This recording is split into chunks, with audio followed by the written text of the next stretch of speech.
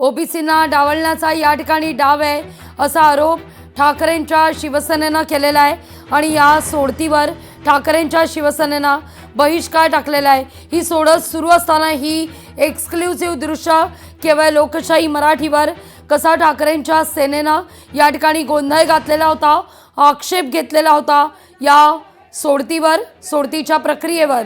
ऐकूया आपण आत काय घडलंय। तुमच्या एससी महिला बसून घ्या। एससी महिला आहे त्या तक्त्यात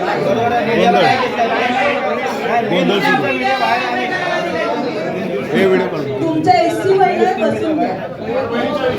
एससी महिला आहे त्या तक्त्यात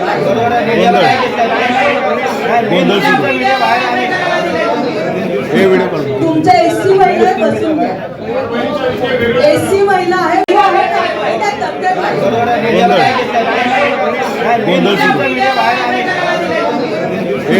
तुमच्या एससी महिला बसून घ्या। एससी महिला आहे त्या तक्त्यात नाशिक जे आहे ते नाशिकला या ठिकाणी मला वाटतं खुला प्रवर्ग आहे।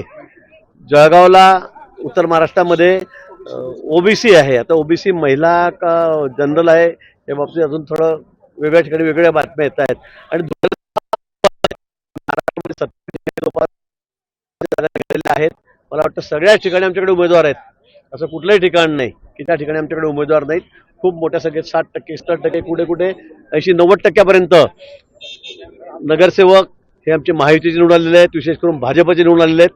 त्यामुळे कुठलंही आरक्षण निघालं तर आम्हाला त्याची चिंता नाही। सगळीकडे आमच्याकडे योग्य उमेदवार या ठिकाणी आहेत।